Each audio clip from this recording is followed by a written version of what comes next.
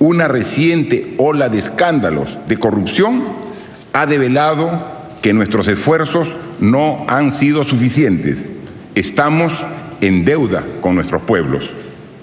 Hace 24 años, en la cumbre de Miami, se insertó el tema de cómo detener la corrupción en la agenda de debate internacional. A la luz de los resultados, es claro que ese compromiso no se cumplió. La corrupción en nuestro hemisferio no es episódica, sino que atraviesa a toda la sociedad. Esta es producto de las acciones, del comportamiento, de las decisiones que tomamos a diario los gobernantes, autoridades, empresarios y ciudadanos. Frente a este panorama se asoma una esperanza concreta. Hoy, el problema de la corrupción no es indiferente a la mayoría de los ciudadanos. Por el contrario, es una de las principales preocupaciones. Vizcarra y Almagro hicieron énfasis en que de esta cumbre deben salir acciones concretas contra la corrupción.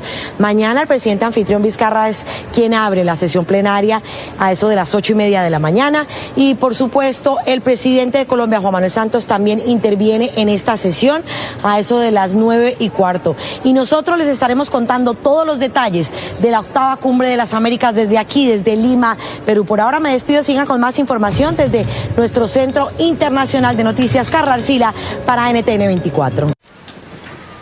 As Washington weighs up when, where and if it's to strike in Syria over a suspected deadly chemical attack, fears are mounting that head-on confrontation with Russia could be the result.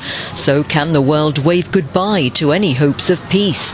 Meeting for the 4th time this week on Syria, the UN Security Council heard this warning from the Secretary-General. Increasing tensions and the inability to reach a compromise in the establishment of an accountability mechanism threaten to lead to a full-blown military escalation. I've been reiterating my deep concerns about the risks of the current impasse and stressed the need to avoid the situation spiraling out of control. While making the case for military action, the US envoy cautioned that you don't rush decisions like this. Our president has not yet made a decision about possible actions in Syria. But should the United States and our allies decide to act in Syria, it will be in defense of a principle on which we all agree. It will be in defense of a bedrock international norm that benefits all nations. The United States estimates that Assad has used chemical weapons in the Syrian war at least 50 times. Public estimates are as high as 200. But the Russian ambassador was defiant. We continue to observe dangerous military preparations for an illegal act of force against a sovereign state in what would constitute a breach of international law. Not only the use of force, but also its threat flies in the face of the UN Charter, and this is precisely what we've seen in recent rhetoric and actions by Washington and some of its allies. As chemical weapons experts arrive in Syria to investigate, Moscow claims the alleged gas attack in Duma was a fake, saying Britain was involved, a claim rejected by the UK as grotesque. Hours after the US, Britain and France launched strikes against Syria, the Syrian presidency published a video showing President Bashar al-Assad arriving at work. The images portray a business-as-usual image. The Syrian state media claims only one of the 3 targets in the early morning airstrikes on Sunday caused material damage. Syrians gathered along the streets of Damascus to condemn the airstrikes, which were in response to a suspected chemical weapons attack, which killed dozens of people last week in Duma.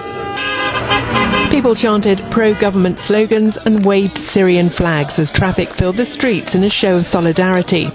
The Pentagon said the United States and its allies fired more than 100 missiles at Syria in a one-time shot.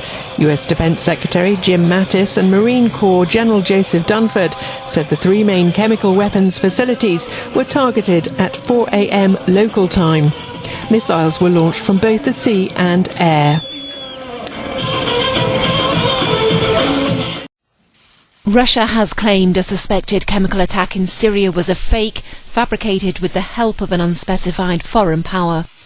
Russia's foreign minister says Russian experts have found no trace of chemical weapons in Duma and warned ultimatums don't aid dialogue. God forbid anything adventurous will be done in Syria following the Libyan and Iraqi experience. I hope that nobody will dare to undertake an adventure on such a scale now. But still, even the smallest disturbance and miscalculation in Syria could lead to new waves of migrants to Europe.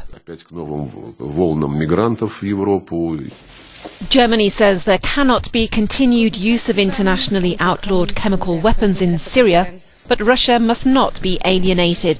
Russia is needed to solve the Syrian conflict, and that's why we've always been of the opinion that we cannot completely end the dialogue with Russia. Russia wants another emergency meeting of the UN Security Council over the threat of possible airstrikes on Syria by the US and its allies. Former FBI Director James Comey has likened Donald Trump to a mafia boss in an explosive new book which is set to go on sale next Tuesday. Comey was fired by Trump in May last year. In his memoir, he accuses him of trying to involve intelligence officers in his own political battles, saying the president is untethered to truth and ego-driven. I found myself having flashbacks to my earlier career as a prosecutor against the mob, he said.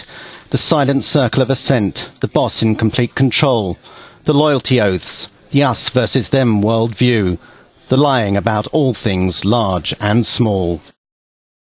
It is pretty strange. It's pretty strange to put something like that out. Comey says he regrets the way he communicated on the FBI investigation into Hillary Clinton's email management during the 2016 presidential election. He sort of spent a lot of time really sort of criticizing the secretary, only at the end to say, but we're not finding any charges against her. He wishes he could have done that differently. But he maintains he had no choice other than to make the information public. President Trump, meanwhile, has previously accused him of being a showboater. So I'm going to just introduce you as Director of the Federal Bureau of Investigation. E deporte está na caminho, despesa e espaço comercial na continuação.